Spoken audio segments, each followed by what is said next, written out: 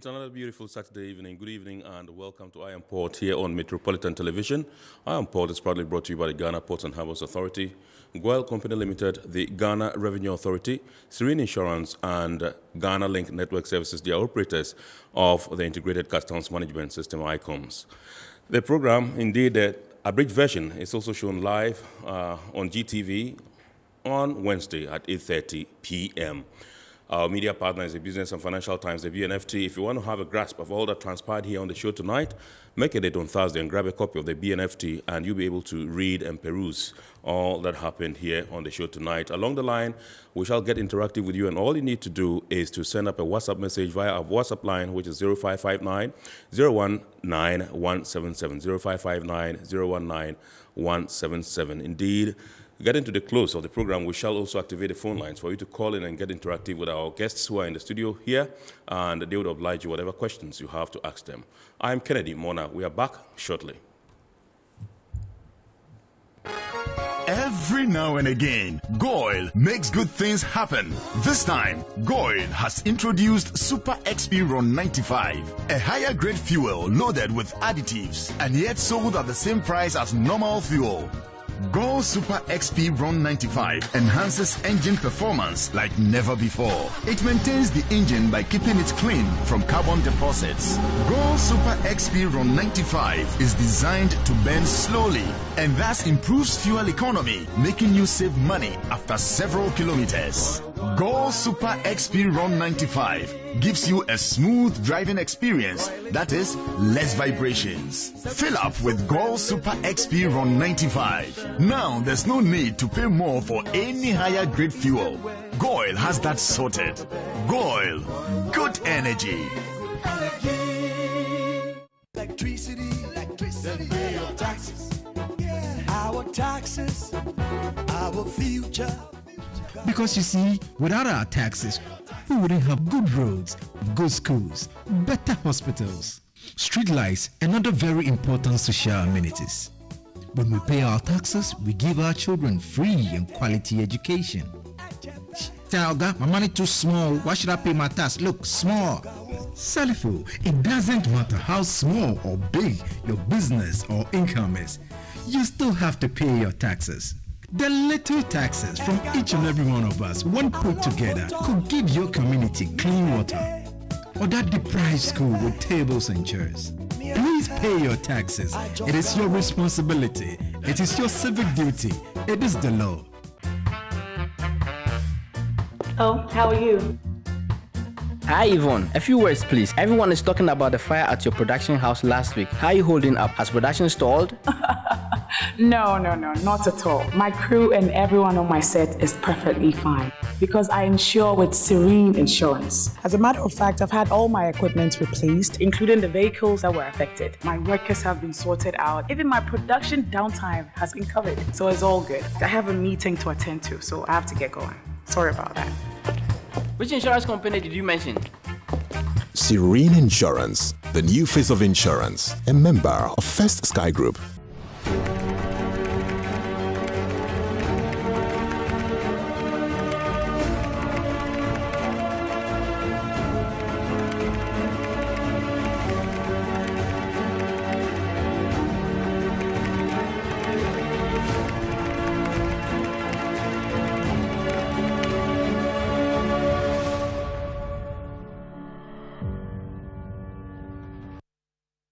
To take a look at some of the activities that took place in the port and maritime industry in the course of the week, and we can really mention the fact that during the week, Customs intercepted some 3 rifles in the port of Tema. We also held, the Ghana Shippers Authority also held its 112th meeting for the Greater ACCRA Regional Shipper Committee, and indeed the port in Tema, port security, is also taking security surveillance a notch higher. They conducted an exercise, and we'll have all these stories for you in the local news bulletin.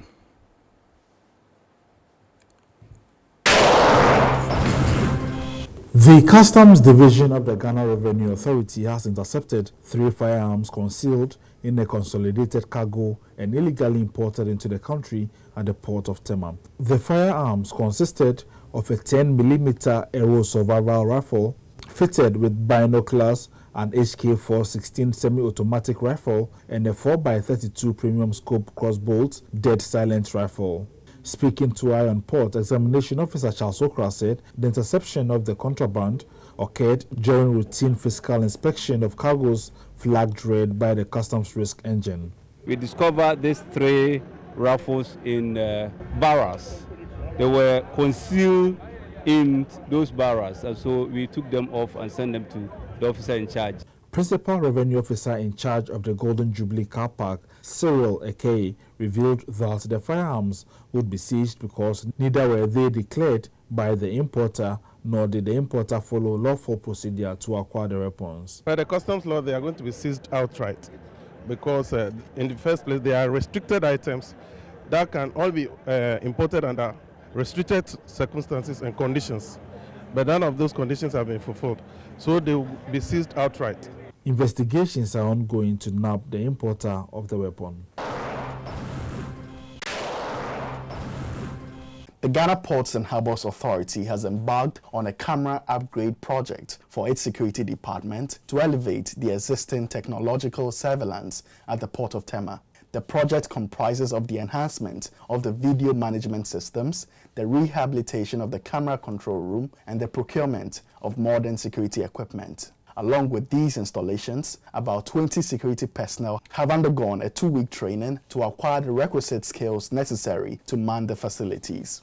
The Tema Port Security Manager, Colonel Emmanuel Nyante, during a commissioning ceremony, averred that the new security facilities will inject added efficiency to security surveillance at Ghana's biggest commercial port. Already there were cameras deployed all around the port, but now we have more cameras. Now, when we are going to do playback, it's going to be more reliable. At first, we had challenges in getting feed from certain cameras. But now most of the cameras have been replaced and more have been added. So when there's an incident anywhere in the port, it will be easy to assess these cameras. Corporate IT Manager of GPHA, Francis Donko, said checks and controls have been put in place to ensure that abuse of the security system becomes impossible. There are adequate controls in place to ensure that footages are not leaked. And even if leakages happen, there's a way that we can even detect who actually did it.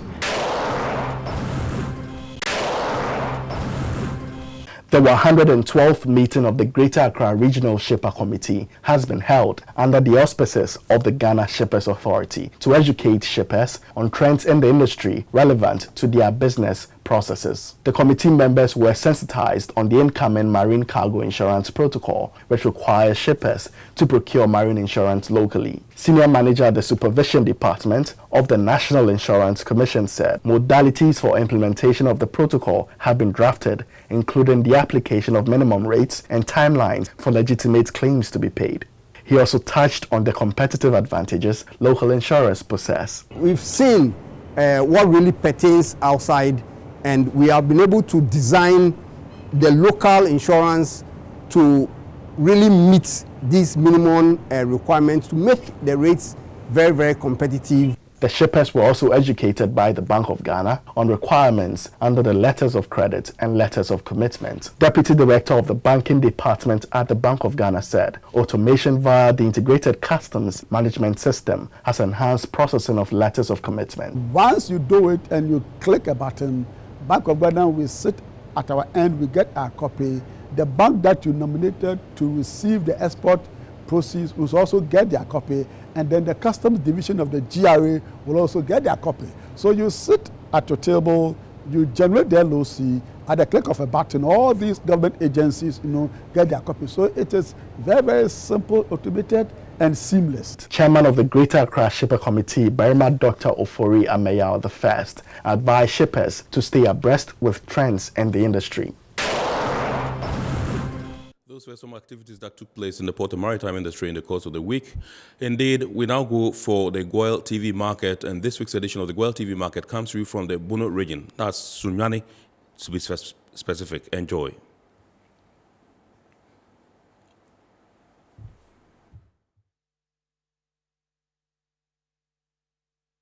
Goil, in the service of the nation.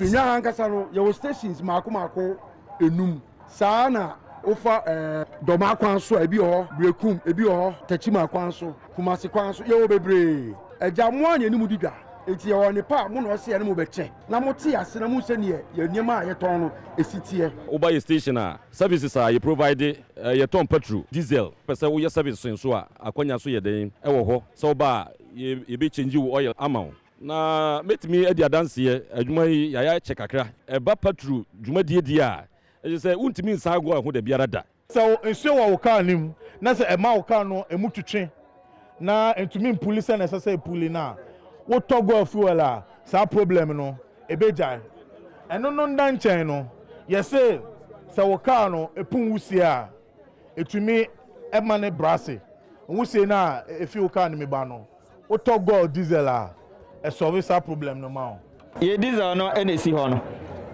aha kakra me kafa diesel ho ne say ai hia e ma wo say wo car na ebecha ma wo e ye sulfur oba Ghana ha ye sulfur no de agitum no e ye 50 ppm 50 ppm no product a ekọ ebinum station ni ade no e ye as high as 1500 ppm ukota ni esie ni esan say e ye high sulfur nti no bibi wo engine block my friend lining ese no eyi ni free ho kwasafu e wuta engine block no hunim ni inside ne ye e ye white e ye smooth eti ebe ma engine na ye dey ache petrol na hoden ne wasoro papa no e ye 95 aduakron nan eni num eti enum ne na ye de wasoro pa well ni ayeton e ye aduakron num no ye nton bibia ka aduakron num no ho de na hoden no e dey e wasoro pa no eti mo ne gwal endigwa na gwal de ye mamo adepa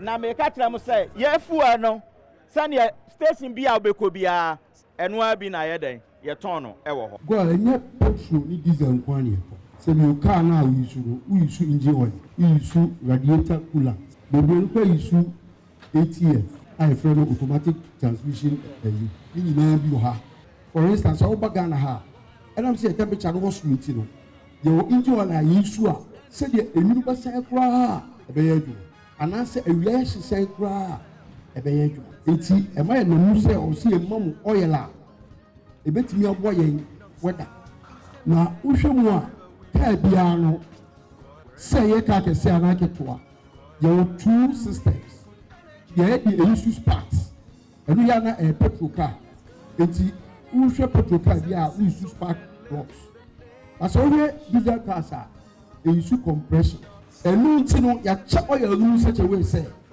oil bia betimi afa car bia na so du amodin wo spark car a check crank car enti uhwe we ho a API level SF/CD SF which say a spark but the level no a do F the additives like can one ama a do F level so we stroke CD no just say we ti ma crank cars and as a combat a event say compressor cars but eno no level no D it just say petrol no diesel no motor HD no we ti dey ma super we ti ma diesel car enti bia wo na mpo na wo diesel oil no sorry eso ati na wontimi mfa nko na usia bia wo betimi di agu enti wo fa nse stop measure wo bedu bia wo benya de wa open no a wa to bi sana ndi o hi bi titie meni gola ya adwuma beblebe manya fa so afiri so me sra me nua no mo amwa me kan fo gola mamo me amwe me ya adwuma afiri sankwale basunwan sankwale tukumase gola an ma yusuo o mu diesel no mo petrol mo hu fa so mo wo mo boy fuel de metima di ho adanse say e fuel papa e fuel de gu car mu a e boa wo ma o car no engine run na ade ba ko e wo boy fuel ma mani je ho say so obi obayi boy fuel bia be di ho adanse a so you use boy fuel na say enyunu dwo a engine sound cry e back from to the latter part no say fuel like unya engine sound e da form ankasa the problem bia ba engine no what we detect who say problem bi ba o car engine nti boy fuel de am say anka no cry e fuel me de medi ho adanse ma driver ni bia say ko bia betimi a nka go fuel na mo bia anya dai enyusu north south east and west we always stand for the best. Goil is good energy. So that was the Guel TV market, which came to you from the Bono region, Sunyani, to be specific. Indeed, remember, the Guel TV market is all about showcasing the services and products of one of our lead sponsors on Iron Port, that's Guel Company Limited, and premium is placed on the Guel Super XP Ron 95. Now, we are going to zoom into our discussion proper for tonight, and tonight we're talking piracy of the Gulf of Guinea. And we have realized that 2019 and 2020, we saw an increase, a hike in the number of piratical attacks in that area. We have assembled a team. To my right is Dr. Emmanuel Kofimbia. Dr. Emmanuel Kofimbia is maritime law consultant and a legal practitioner at Alliance Partners here in Accra. If you get to the Senate headquarters, indeed, 4th floor, you find Alliance Partners there. That's where their office is located. Dr. Emmanuel Kofimbia is also the immediate past Chief Executive Officer of the Ghana Shippers Authority. To my left is Captain Francis Kwesi Maika. Captain Francis Kwesi Maika is the Harbour Master for the Port of Tema. Thank you very much, gentlemen, for taking time off to join us here on Iron Port tonight. It's a delight to have you. And I know Captain give us some historical antecedents as far as piracy is concerned, and you told us how it started from the Somali coast and migrated through to where we call the Gulf of Guinea. Now, can you bring us up to speed with this particular, historical antecedents before we come to Dr. Mbia? Thank you very much. But it is important to have a fair indication of why this anti-piracy measures are in place. And to take you through the historical part, actually, piracy has been with us as far as merchant shipping is concerned. It has been with us over the years. But in recent times, in the Asian region, in the Malacca Strait, in the Singapore Strait, in the area east of Singapore or the East China Sea, we had these incidents. And basically, it was more to do with the boarding of vessels and then just doing away with petty thievery, breaking into lockers to get some paint, to get some stores, etc., without any harm to the crew therein. But it got worse off the coast of Somalia.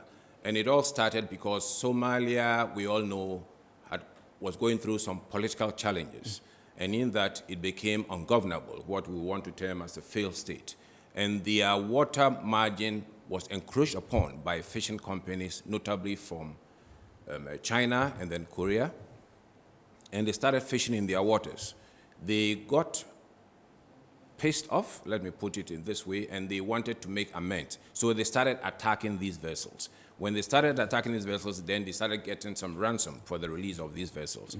It exacerbated, and then eventually they became sophisticated, and it delved into they gathering the sophistication here means they made monies from the exactly attack they made, from, and then yes, they decided to go in for powerful equipment because of the revenue that they got in from the monies that they got from the owners. And eventually they became sophisticated by getting into the seas boats, going further away from the coastland, and then using these as mother vessels and attacking vessels in the Arabian Sea, in the Gulf of Eden, in the Arabian Sea, which is adjacent to the Strait of Oman, Strait of Suez, as far as the Strait of the Bab al-Mandeb area. And this transcended in us having a high-risk area that moved all the way from the Gulf of Aden to Lakshadweep, that is the west end of India, the Minicoy Islands, and further south, we went as low as the northern tip of Madagascar and Mauritius, as well as the entire east seaboard of the African continent. This became notorious for all other seafarers that were applying that route. And therefore, what was put in place was the anticipation of having the sophistication of the logistics that was required to keep the sea routes very safe. We had most of these navies from the western end as far as the Asian world coming in with all their vessels to ensure that the transition of cargo from the Far East through the Gulf of Aden, through eventually ending up at the Suez, was free of that.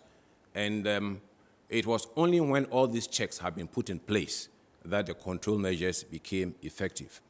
And the sophistication had to be countered by of course, the advanced technology that was with the navies of the Western world. Right. In that once they had their vessels far off from sea and with the choppers on board, they could go into action to counter the effect. I'm sure we all watched a movie called Captain Smith, and these were issues that were actually happening in the east coast of Africa.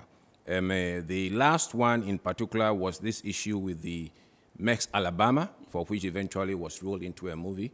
And the aggravation had become so deepened, and the contracting governments therefore decided to place on board their vessels armed guards. That became a deterrent as well. So the vessels were armed, by having armed guards on board. At the same time, the logistics available and the sophistication thereof also facilitated the countermeasures. But IMO was not just sitting aloof or sitting by.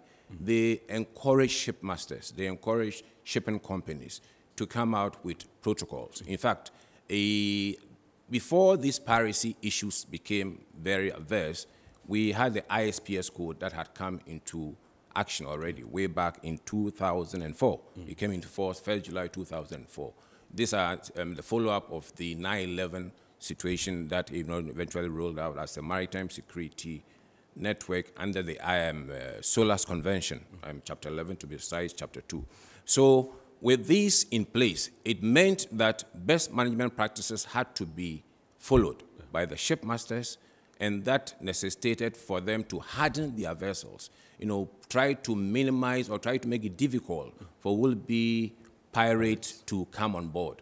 Now, let me try to evolve this to when the situation became controlled in this part of the world. Then it reared its ugly head in the Gulf of Guinea. To be precise, in the oil-rich state of Nigeria. Was there a particular reason why it migrated, shifted from the Somali area to the Gulf of Guinea? Yeah, you see, what I want to place on record, sharing with the general public is that when the locals always get peeved because of challenges to their income, and especially when it comes to their own livelihood or the source of their livelihood. In Somalia, it had to do with the waterways being encroached, polluted, and their source of income also got depleted. And they felt also that they were the losing end because the revenue that was being generated by the activities of the oil companies, was not having a real reflection in their livelihood. And, well, they learn from, whatever, or they pick up indicators from other places. So they felt that they could also go into this unfortunate, notorious activity by hijacking boats or getting the foreigners that worked in these companies in there, and then the ransom getting paid. And the more you get the ransom, the more you go into that sophistication mode. Right. And therefore, they became actually a disadvantage as far as the economies of these countries were concerned. And Nigeria is an oil-rich country, and therefore the route of all this cargo eventually ends up in USA and the other Western countries, including West African countries. And that is where we'll get to, I'm very sure, in your next line of question. But in that, it became sophisticated, and therefore the Gulf of Guinea, for which we in Ghana happen to be just 2, 3, 4 borders away, well, definitely had also to be on guard. So we realized that the threat of piracy had become more and more sophisticated as well. Much as they tried to do this just in the Delta area, just to protect themselves, it had become now lucrative, and they find it as a way of making their ends meet. But now the effect is that it is affecting shipping. The shipping lanes are being affected, and the safety for which the ISPS code was set up to achieve is being compromised, and therefore the other matters will then have to come into play later on. Right. Okay, so let me come to you, Doc. You have been the chairman of the legal committee of the IMO for several years running. I know that for a fact, and you are the first black man to achieve that feat, and which meant that you would be in charge of promulgating or formulating laws to regulate this particular sector. And I don't know, during your time, whether it came to your table for you to formulate laws to deal with the issue of piracy. Let me find out from you. And I also know you have spoken about this topic of piracy for a very long time. In your own assessment, what do you think the situation is currently as far as the Gulf of Guinea is concerned? Yeah, thank you very much. I think my very good friend, Captain Micah, has mentioned, if you like, the genesis to all of this. And if you ask me what my view is with respect to what is happening currently, I would say it's under ascendancy. Right. You know, if you just look at very recent figures, around 2019, we recorded in the Gulf of Guinea about 162 attacks, incidents generally. And then in 2020, about 195. You know, around April 2021, thereabouts, we've recorded almost about 47, you know, incidents. We don't know what will happen by the end of the year, you know, but if what is happening in recent times is anything to go by, then it's a cause for concern. Right. And it's been a cause for concern. At the time I was chairman of the legal committee, as he has pointed out, yes, piracy was widespread, you know, but the focus was always on Somalia because that is where it was intense, you know. By then, there were a few piratical acts also in the Gulf of Guinea, but nothing that raised, if you like, eyebrows. But IMO was concerned, and the Maritime Safety Committee of IMO, you know, the Facilitation Committee, the Legal Committee, all of them were engaged, you know. And as far as the Legal Committee was concerned, tried to escalate, if you like, the whole idea of piracy of the coast of Somalia or the Gulf of Guinea, you know, to the UN level where resolutions were passed, United Nations Office of Drug and Crime, UNODC, you know, and created awareness within the European Union, you know, about what was happening in Somalia and the extent to which it was affecting trade. Right. So the Legal Committee tried to get various member countries to put in place appropriate legislation that would deal with issues of piracy. I must start off maybe by saying that we have used the word, if you like, rather loosely, piracy. Because if you want to look at the definition of piracy, especially as far as the United Nations Convention on the Law of the Sea is concerned, Article 101, piracy requires that there is what we call the two-ship rule. Okay. It means two ships must be involved. Okay. It requires that there should be depredation for private gain. Okay. You know, it requires that it should take place in the high seas. Right. So then, if piracy takes place, if you like, in territorial waters, what then happens? Would it qualify as piracy? Right. So if you were to bring perpetrators to book and charge them with the acts of piracy, you may only go to court and realize that it will fail because it does not meet the tenets of piracy. So IMO then, you find out in all of the literature that they use now the combined terms of piracy and armed robbery at sea. Yeah. You know, piracy and armed robbery at sea. That then widens the scope and allows countries then to be able to take action, you know, either within their territorial waters or beyond their territorial waters. So as far as IMO was concerned, it was mainly to try and escalate what was happening in Somalia, ensure that there was the Djibouti Code of Conduct, ensure that Somali piracy came to the fore, the EU, NAFOR, as Captain mentioned, the various armies, they brought their equipment, and consequently we were able to deal with the situation in Somalia. In fact, statistics indicate that there was only one piratical attack in the whole of 2020 in Somalia. Wow. You know. Maybe for another day we'll try to see exactly how come the Somalia situation was dealt with. Absolutely. I think Captain has touched on a little, but it went beyond the technology itself, and it went beyond the equipment, but also intelligence. Right. Because in all of this, intelligence is key. There are masterminds. When the level of sophistication increases, as he has pointed out, then it goes beyond something that only happens at sea. There is, if you like, an orchestra in place. There is a coordination of events. Right. Some of these people who are recruited into these acts of piracy are seafarers themselves. So when they go on board, they know what to do.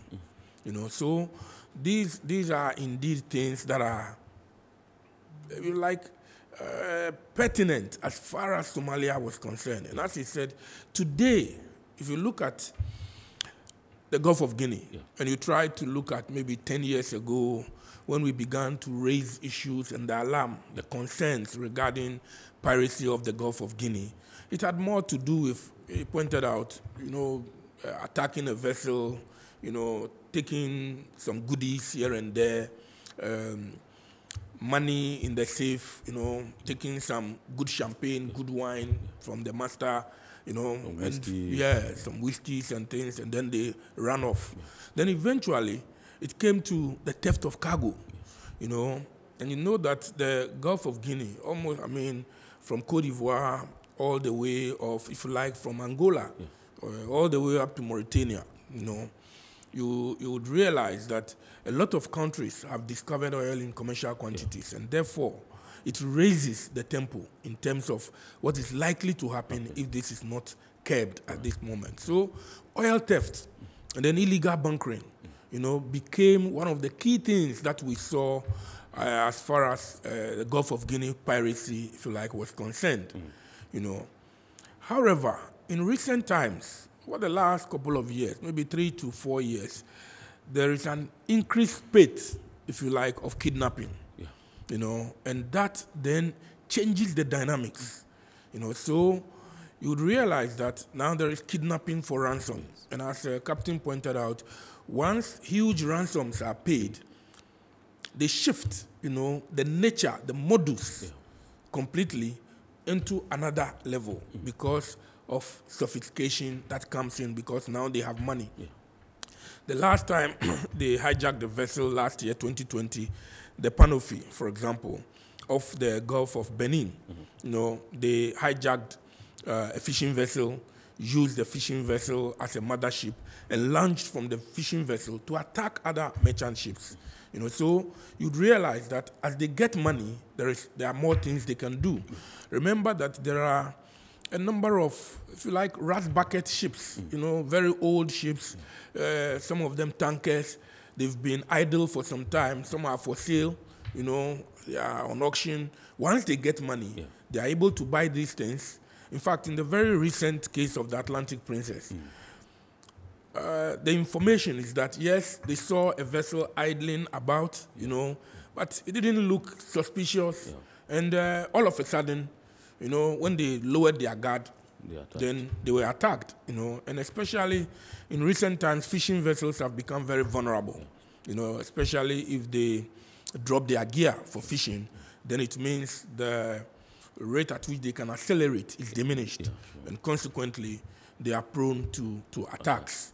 So the Gulf of Guinea piracy, if you were to look at it, and look at the way it has progressed over the period, you'd realize that now the emphasis is more on kidnapping of crew. For ransom. For ransom. Okay. And as I said, once that happens, then the dynamics change completely. Okay. Also remember that because initially they were using skiffs, etc., and then they couldn't go very far, but now with motherships situated somewhere, they are now almost in the middle of the sea and can launch attacks from there. So in recent times, there was a Maltese-registered chemical tanker, for example, and then the Curaçao trader. I think all of these were beyond 200 nautical miles, which means that now they've gone almost into international waters.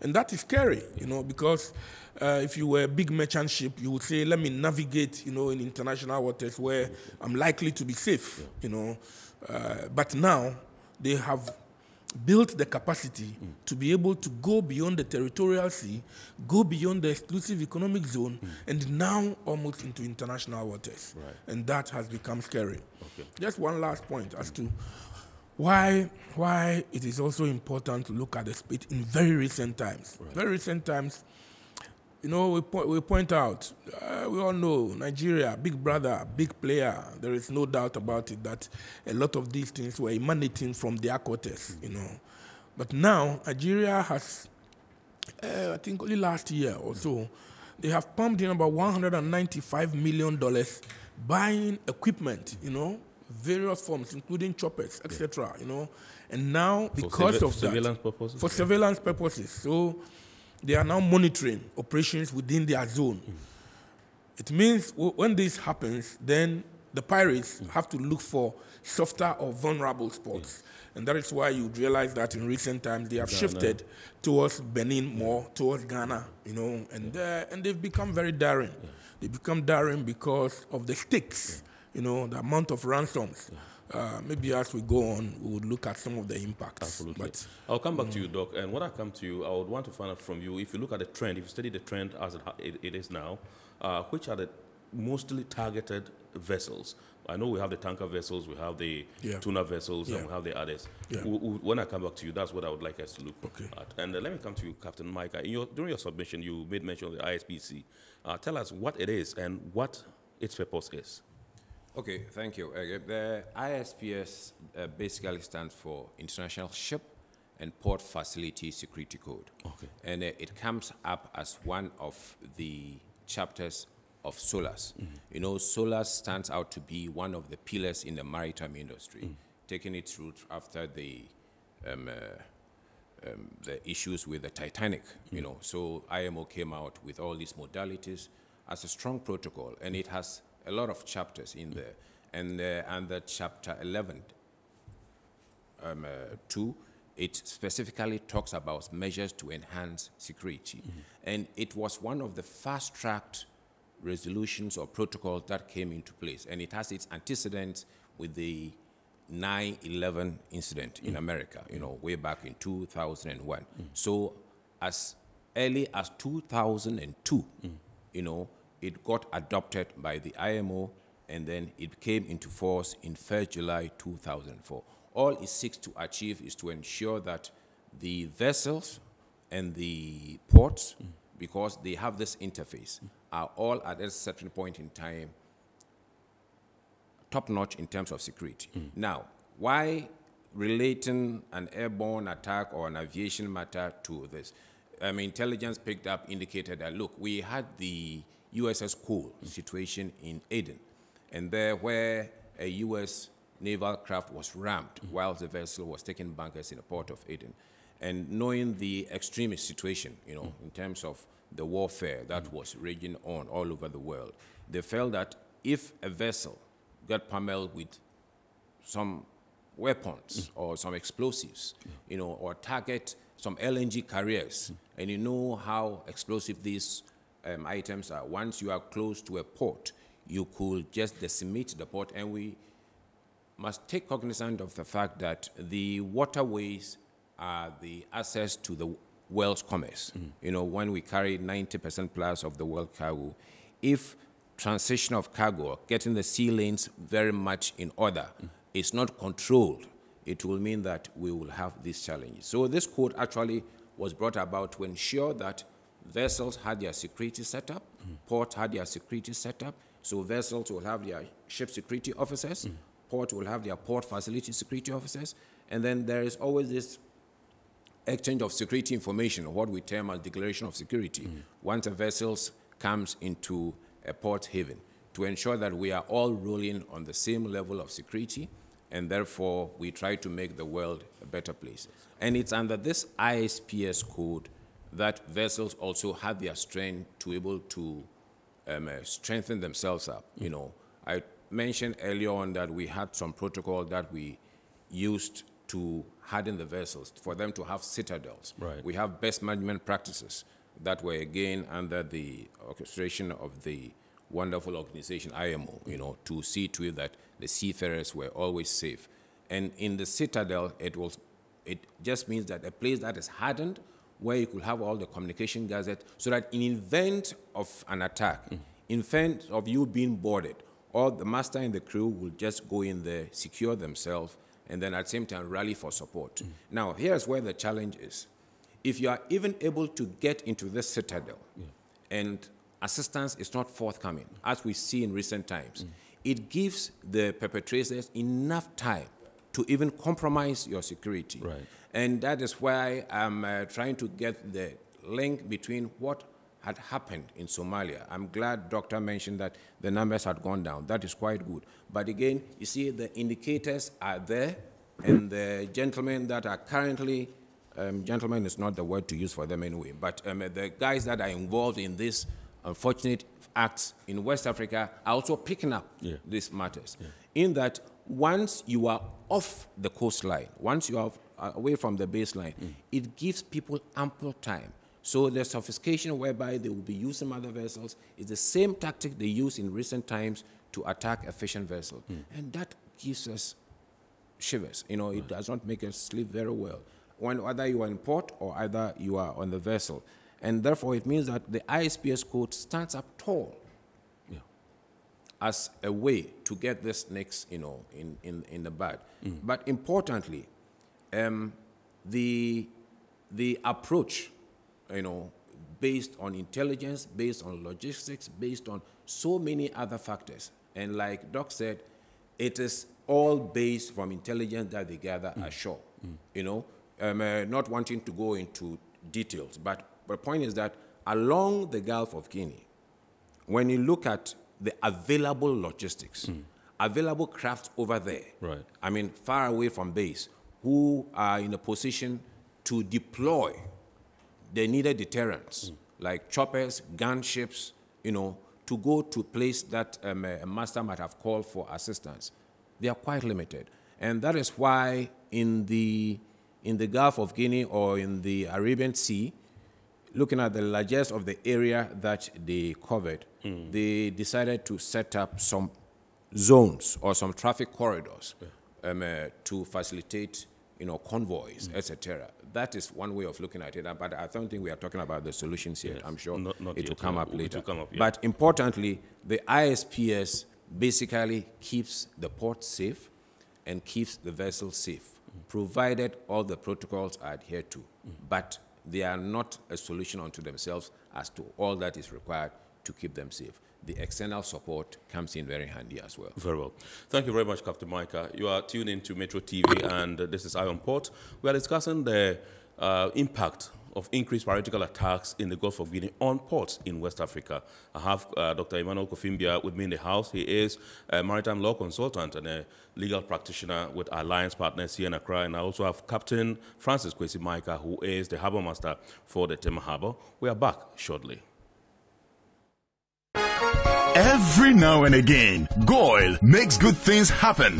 This time, Goil has introduced Super XP Ron 95, a higher grade fuel loaded with additives and yet sold at the same price as normal fuel. Goil Super XP Ron 95 enhances engine performance like never before. It maintains the engine by keeping it clean from carbon deposits. Goil Super XP Ron 95 is designed to burn slowly and thus improves fuel economy, making you save money after several kilometers. Goil Super XP Ron 95 gives you a smooth driving experience, that is, less vibrations. Fill up with Goil Super XP Ron 95. Now there's no need to pay more for any higher grade fuel. Goil has that sorted. Goil, good energy. Electricity, then pay your taxes. Our taxes, our future. Because you see, without our taxes, we wouldn't have good roads, good schools, better hospitals, street lights, and other very important social amenities. When we pay our taxes, we give our children free and quality education. Talga, my money too small. Why should I pay my tax? Look, small. Salifo, it doesn't matter how small or big your business or income is. You still have to pay your taxes. The little taxes from each and every one of us, when put together, could give your community clean water or that deprived school with tables and chairs. Please pay your taxes. It is your responsibility. It is your civic duty. It is the law. Oh, how are you? Hi Yvonne, a few words please. Everyone is talking about the fire at your production house last week. How are you holding up? Has production stalled? No, not at all. My crew and everyone on my set is perfectly fine. because I insure with Serene Insurance. As a matter of fact, I've had all my equipment replaced, including the vehicles that were affected. My workers have been sorted out. Even my production downtime has been covered. So it's all good. I have a meeting to attend to, so I have to get going. Sorry about that. Which insurance company did you mention? Serene Insurance, the new face of insurance, a member of First Sky Group.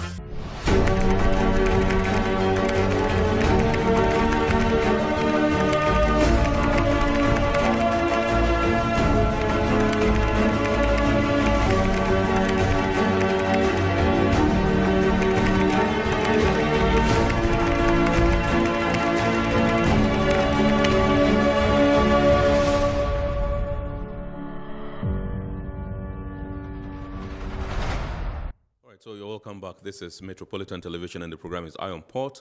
I am going straight to Dr. Mbia this time around, and I want to find out from you, like I said when I come, I'll do, what are the type of vessels that are mainly targeted this time if you study the trend?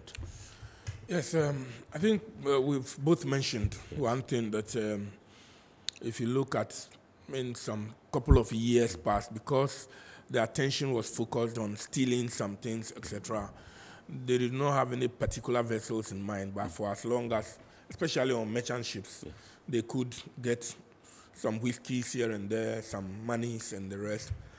But as time went on, I've indicated that they began to do oil theft. You know, so when oil became the main, if you like, impetus for they carrying out the act, they now targeted tankers. So they were doing illegal bunkering. They would take oil off a tanker, put it into a smaller tanker, and then go off and then sell. These days, you know, because of sea prints of oil, it's becoming difficult sometimes to sell oil in various places. And consequently, illegal bunkering is not seen to be very profitable, especially once they get into the act of taking ransom, you know. So they've moved from general cargo ships, they've gone to tankers, and now they have come more to fishing vessels. Right. The reason they have come to fishing vessels in recent times is not because they don't want to attack merchant ships, because on merchant ships also, they can kidnap and take the crew. However, a lot of merchant ships entering the Gulf of Guinea these days are either using armed guards or escorts, right.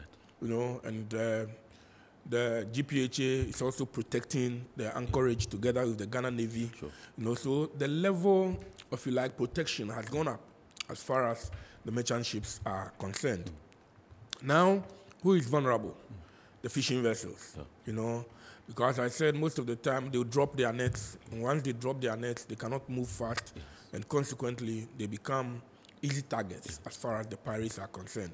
So we've moved from very general cargo ships to tankers, you know, to merchant ships, and now to fishing vessels, you know. So the main idea for which they do these things is basically for kidnapping, and therefore, you realize that in the last two kidnaps that happened off the shores of Ghana in recent times, the Atlantic Princess and the Iris, you know, there were also Ghanaians, there were others on board. They left all of them, and they targeted the expatriates, particularly you know, the Koreans. Yes, because they think that's where big money will come from.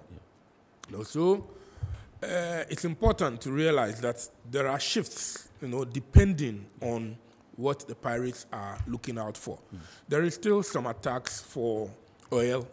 There are still some attacks for cargo generally, but now they are doing more of kidnapping because of the ransom that they are getting from kidnapping. Okay. So, Captain, can you tell us what the economic impact of these attacks are, you know, on economies of, you know, countries that are surrounded by these countries where the attacks take place?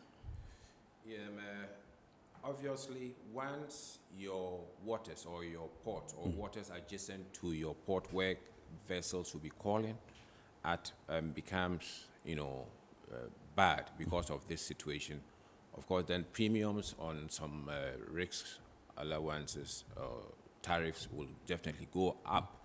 and automatically it will reflect on the said tariffs. In other words, the cost of doing business or facilitating trade to your country, in or out, becomes high, and it gets translated to the consumer. So basically, that is about that. And then importantly, it does not make your port also attractive. In fact, we have the situation in the way that reflects on even where the cargo being generated from your country eventually ends up. So you'll be surprised to hear that once we are having our regular checks as far as port security is concerned, or the port facility security is concerned, we will have some stakeholders from other countries of interest who will want to have a fair indication of how the security setup is. But we all know that it is not they who will come to assess or appraise the situation. It needs to come from the contracting government. In case of Ghana, it will come from the Ghana Maritime Authority. But importantly, there are other people that will have some influence, an overt influence on it, to see how safe is our port, how safe is the transportation of goods from Tema, Takoradi, to overseas, to Americas, to Europe, and then that will have an impact. So indirectly, if we are unable to do our act, get through our act very well, it has some repercussions, that ripple effect that eventually ends on the doorstep of the ordinary consumer. In other words, the amount of money involved in facilitating business to and from our ports get higher by way of paying additional premiums. You know, we have the P&I clubs for which sometimes they take care of these matters. But if they introduce additional premiums in the vessels called to this port, automatically it gets translated to the cost of the product or cargo that gets shipped. Okay, so just add maybe one or two to the issue of, you know, in shipping, one very good thing that any country likes to hold dear to itself is image. You know, what kind of image do you have outside there with your trading partners? Right. You know, I have had situations in which my friends, my colleagues, others I work with in IMO, etc., they say, what's happening? What's happening in the Gulf of Guinea? You know, this thing is becoming very scary. It means that the image that you are painting out there is not good as far as trade to your particular area is concerned. So, as you pointed out, our image is affected. Then remember that once they go into the arena of kidnapping, then you are talking about seafarers. Seafarers who contribute immensely, if you like, to the movement of trade across the oceans. When they are kidnapped, they are traumatized. You know, they break communication with their families. Their families are disturbed. They don't know. Look, the Atlantic Princess is now about 30 days, and they are still in captivity. You get me? So you can imagine the trauma that they go through. So indeed, it is important to remember that while this affects trade and also affects the economy, and as you pointed out, the ultimate consumer, the issue of the seafarer is also very important. The issue of image is also very important. And in the long run, there are, especially when it comes to chartering of vessels, there are vessels that you want to charter. Where are you going? It says Gulf of Guinea. It says, no, I'm not going. You get me? And therefore, if this escalates and gets to a point, you get to a situation where those who would not like to take escorts or put armed guards on board their vessels will not call into your region at all. And that is also going to affect trade. Right. You know, so these are some of the impacts that we need to mention. Right. All right. So you can remember, send your text messages to us via our WhatsApp line, which is scrolling on the screen, 0559-019-177. You can send us the messages. We'll read it to the rest of the world. And remember, pretty shortly, we shall be activating the phone lines. If you have questions from our guests, you will ask them those questions. Remember, we're also streaming live on our social media handles, Facebook and YouTube at IONPort Ghana. You get to watch us live there.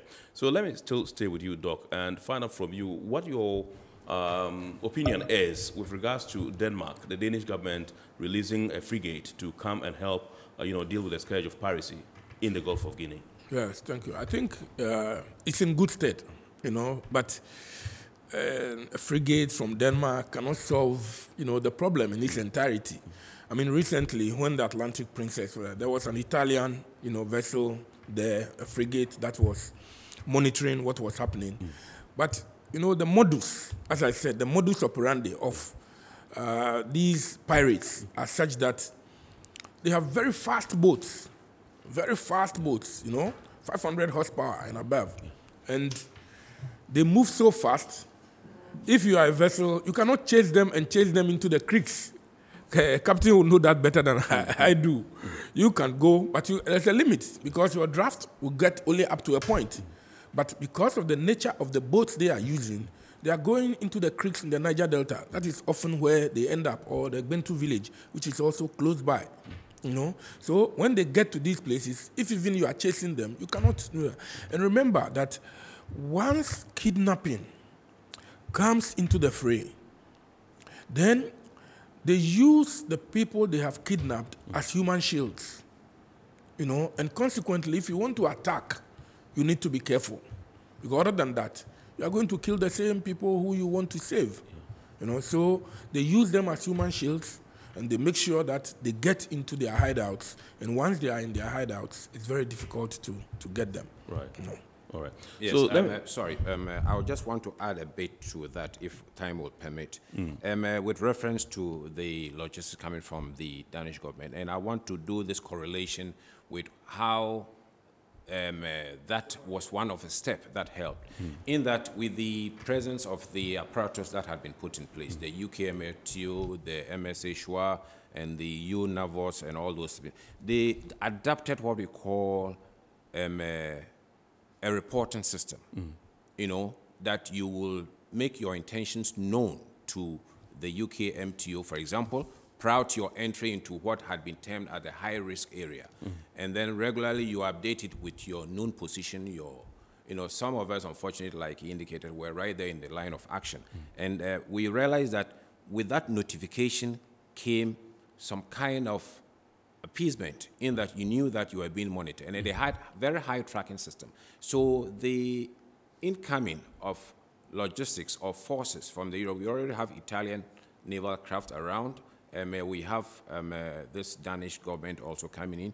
We are expecting some other from other countries also will be calling our ports shortly without mentioning names. And I believe that once that gets enhanced, it becomes the fundamental of getting our waterfront covered. Our local navies will take care of, you know, within some limitation. But when we go to the 200-mile range and beyond, and when we have systems in place, like getting some corridors for the vessels to be routing their trade, then it comes in to have a very firm and protective route. And it goes a long way, because if you are to pick up from base and to move to 200 nautical miles, or even 100 nautical miles, to our coast, by the time you get there, the harm will have been done.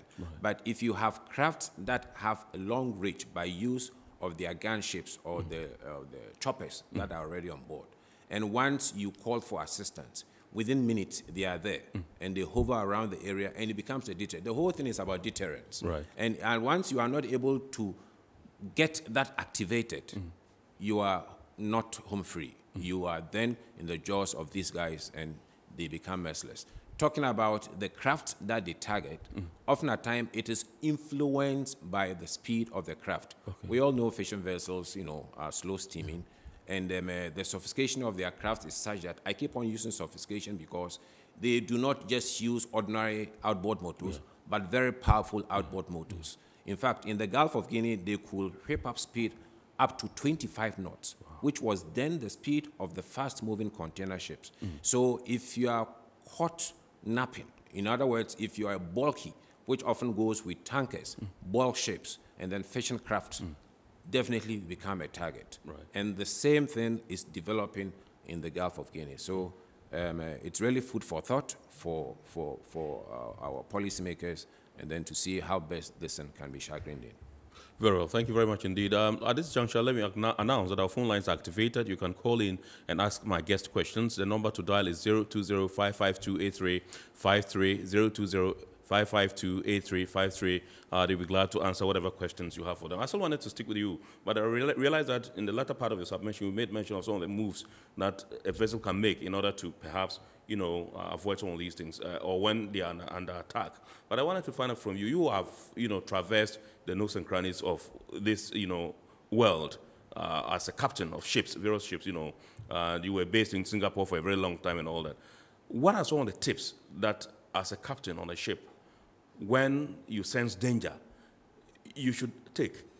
Yeah. Okay. So I talked earlier on about best management practices that need to be had. And every company has a company security officer that we liaise with. And we have one key equipment, which we call the SSAS, the Ship Security Alert System. That is placed on the vessel, in the master's cabin, on the bridge. And then once we have the citadel, that is a hardened place on the vessel where all people will definitely move to in case of an attack.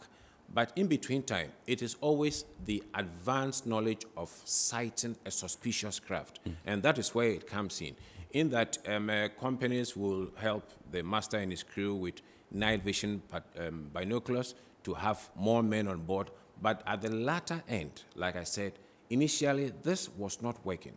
I tried to talk about how the thing evolved from the Malacca Strait, Singapore Strait, East China Sea, etc. But when it became heavily loaded in the Gulf of Aden, we realized that the use of the fire hoses or early sighting was not helping, and therefore there was the need for contracting government to able to accept the need to have armed guards, and that became much more of a deterrent. So, despite the fact that you are expecting support from externals, Captain, please hold your fire. Let's go to the phone lines and speak to JJ from La Paz. Hello, good evening, sir. JJ, are you there? Yeah, I'm here. Yes, good evening, sir. Good evening, sir. Please go ahead with your submission. Good evening to yourself and your guests in the studio. This discussion has been very instructive, and I want to ask just two quick questions. That if the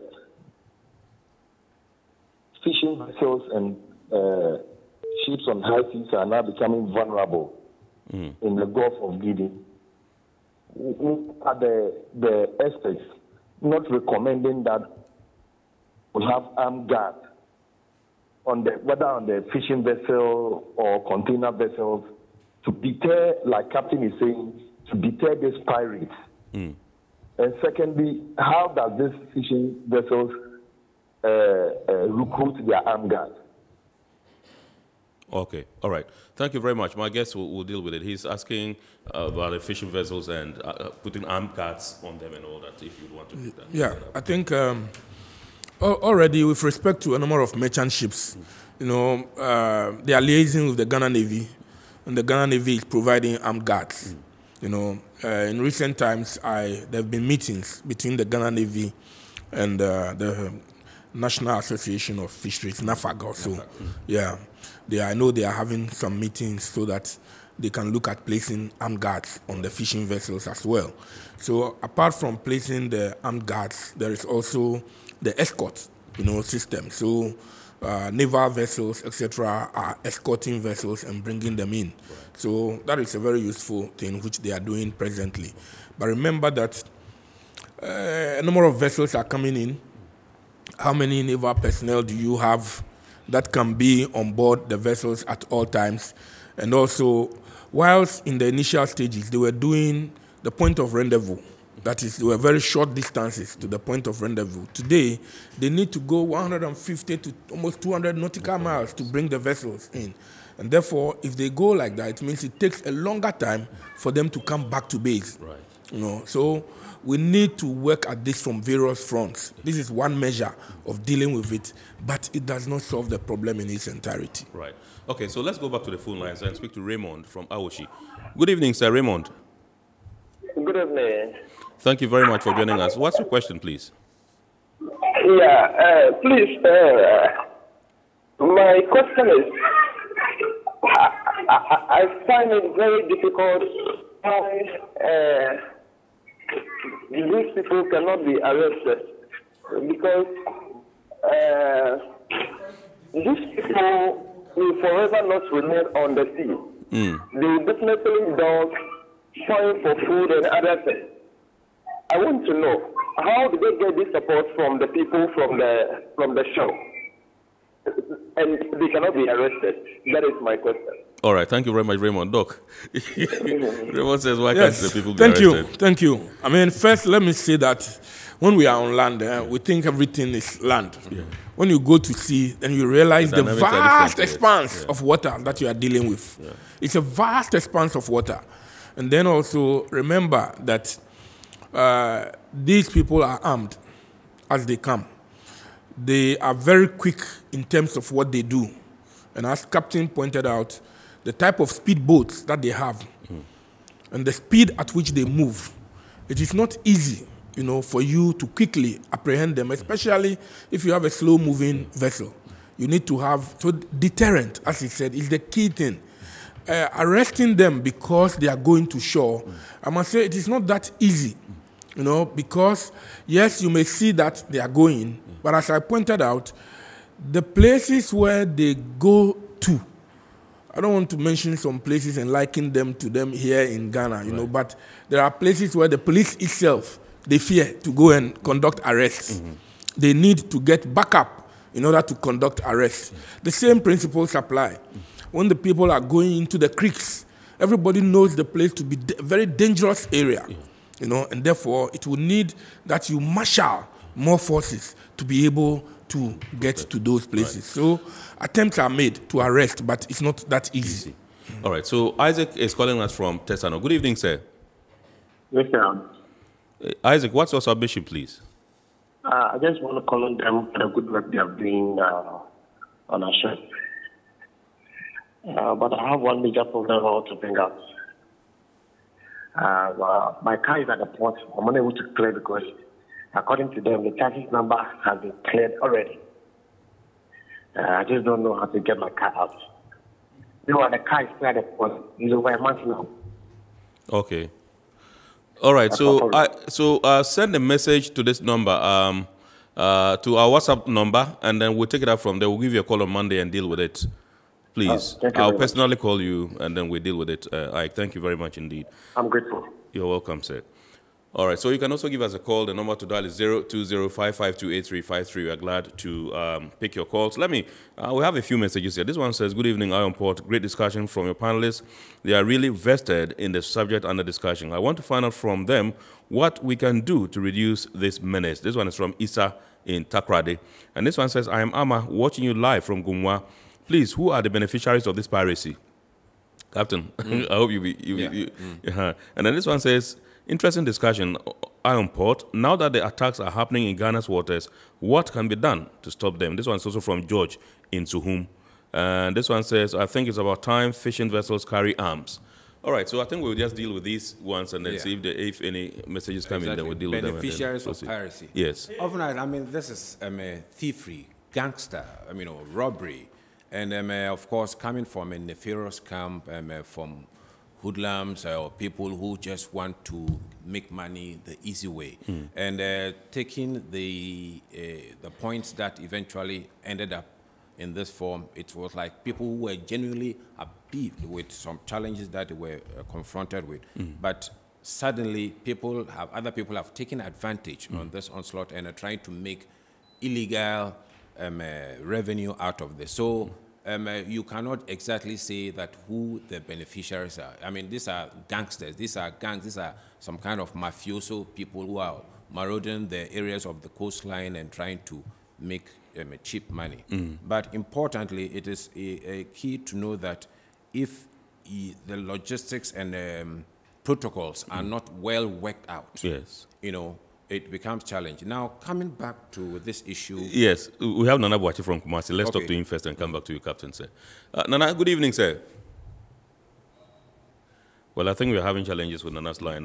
My producers will try and then see if we can hook him on and then get him to ask his question. But yes. Yes, on the issue about the armed guards, there are two protocols involved here. Importantly, the contracting government, in other words, vessels flying a particular flag, say flag of Ghana, then the onus lies with the Ghana government to, as a matter of protocol, maybe facilitate that Ghanaian or vessels flying the Ghana flag can have armed guards. Because what we are having currently visiting our port are armed guards taking on from various places and then transiting our waters. But if armed guards are to be picked from Ghana, then it calls for protocols from higher authorities to facilitate that. It is not easier then. In the interim, the branch of the armed forces that is responsible, just like Doctor indicated, have been assistant, but looking at the largesse, the area that we are covering, the Gulf of Guinea is quite huge. And in the absence of transit corridors, and everybody taking his or her own route, then it becomes difficult to control. Now, talking about fishing boats have their havens that they want to fish. How do they parade those corridors? Yes. It is only when we have more than enough logistics at sea, advantage locations, and we're able to have a means of sequestering for support or assistance that it will work out smoothly. Captain, let's take Prince from Adaraka. Good evening, sir, Prince. Hello, Prince. Hello. Yes, good evening, Prince. Yeah, please.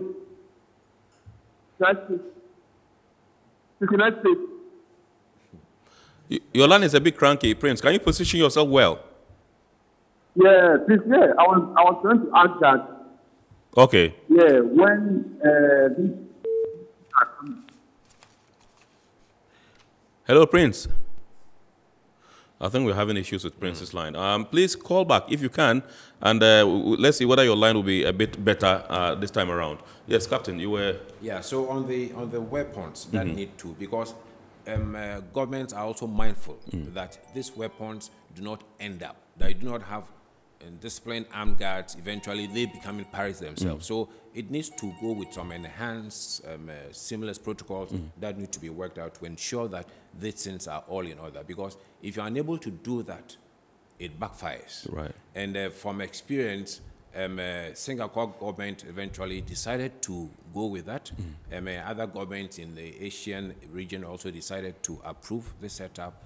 Ethiopian government also decided to work on that, as well as other Western countries. So therefore, it became much more organized, and they placed them on board to serve as the needed support force. All right, so let's pick our last caller, who's calling us all the way from the Bono region. That's Sunyani. Good evening, sir. Good evening, sir. Your name, please? I'm Augustine from... Augustine, yes. Please flow. We thank for your panels for this education.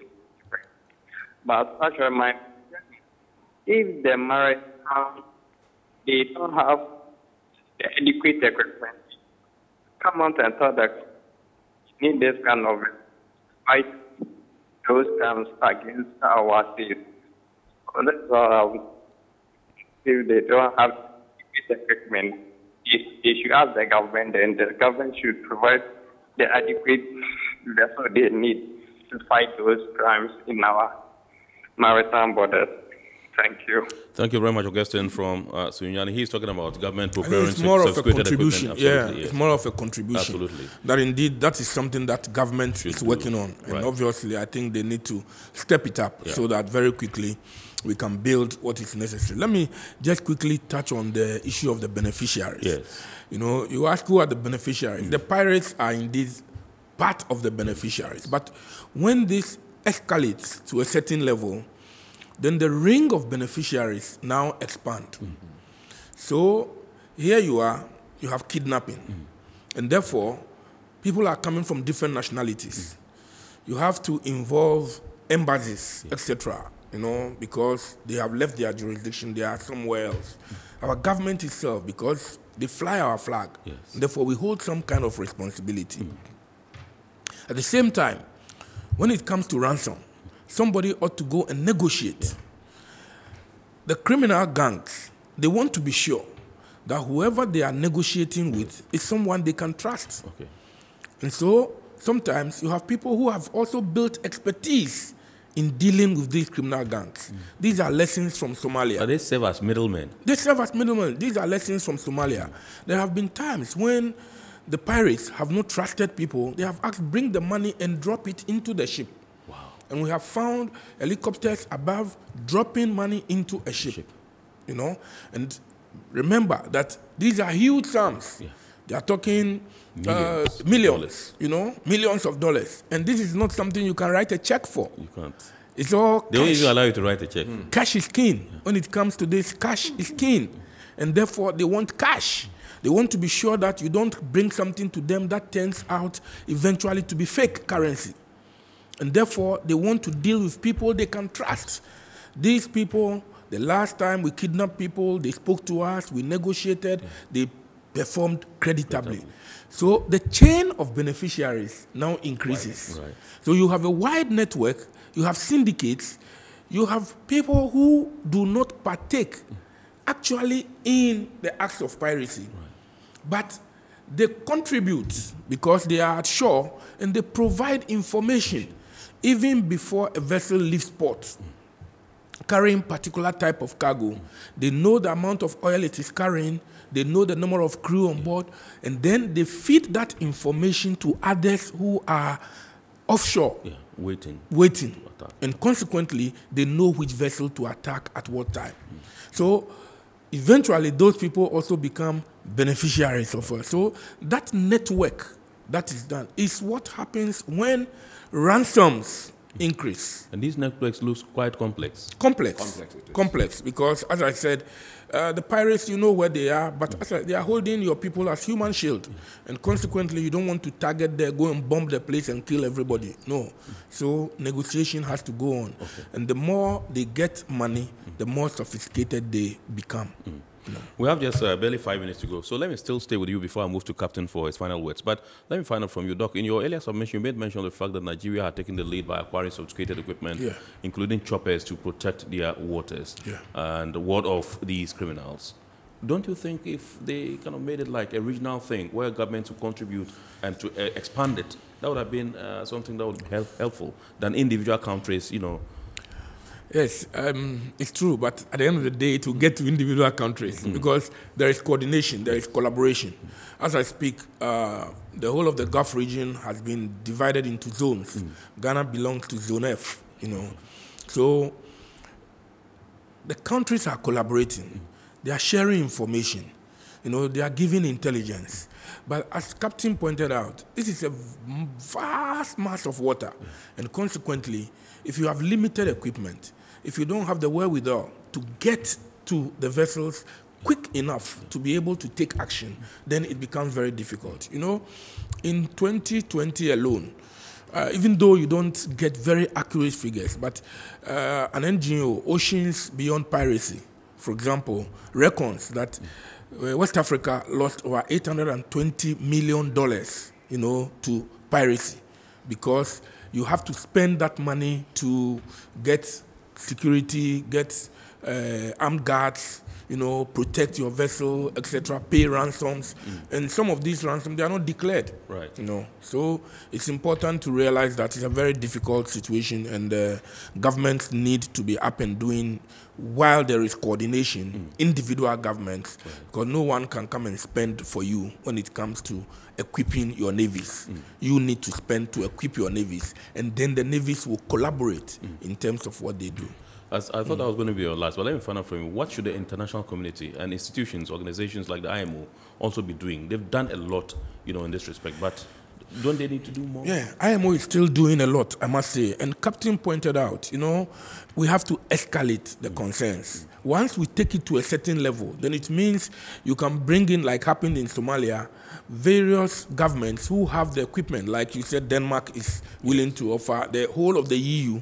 They bring in, then we create, you know, safe lanes that the ships go through, and then gradually, when it becomes a deterrent, and then eventually people are not making money out of it, then you'd realize gradually it would die off. Right. So, not only IMO, but the UN, the EU, all these international bodies, we need to let them appreciate the importance, you know, of the Gulf of Guinea to international trade.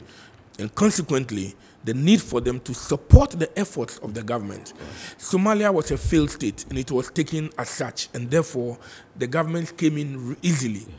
When it comes to countries in the Gulf of Guinea, remember that all of us are sovereign countries, and therefore coming into our sovereign domain requires our, if you like, consent, acceptance, and willingness, to collaborate with these partners. Right. And that is why sometimes you find it takes a little time to get that engagement to go on. Right. But I know that work is being done in that direction. Right. Thank you very much indeed, Dr. Emmanuel Kofimbia. Captain. Yes, again from what Dr. left off, the Multinational Maritime Coordination Center, which has been set up under the ECOWAS protocol, have various zones, and that is where the collaboration comes in, and they are all headed by Navy personnel, etc. So we have Zone E that covers some parts of Nigeria, and then Ghana, Togo, we are in Zone F. And they are playing a very pivotal role. In fact, all the assistance that is coming in from the Korean Navy, from the Danish Navy, they are all supporting whatever features that we have in place, for instance, these MMCC zones in the Gulf of Guinea. And it is a bastion of force to be reckoned with because they have all the assistance and the monitoring, satellite monitoring, to be able to, and we being part of that setup have regular updates as to all that is happening in place. So once something takes place at a certain point that happens to be in your zone, you are notified. And then when it traverses into another zone, they link up with their partners, say in Zone E, to be able to do the follow-up. So once they start chasing a particular suspicious craft and it enters into another zone, they do it. But there are still some protocols that need to be followed once you are going about arresting. See, we have a lot of protocols that need to be triggered to facilitate this arrest. But importantly, it is important for all nations in the Gulf of Guinea to be up and doing. We are facing a clear and present danger. And from what I'm saying is that if we are not able to nip things as they stand now, we greatly stand to lose.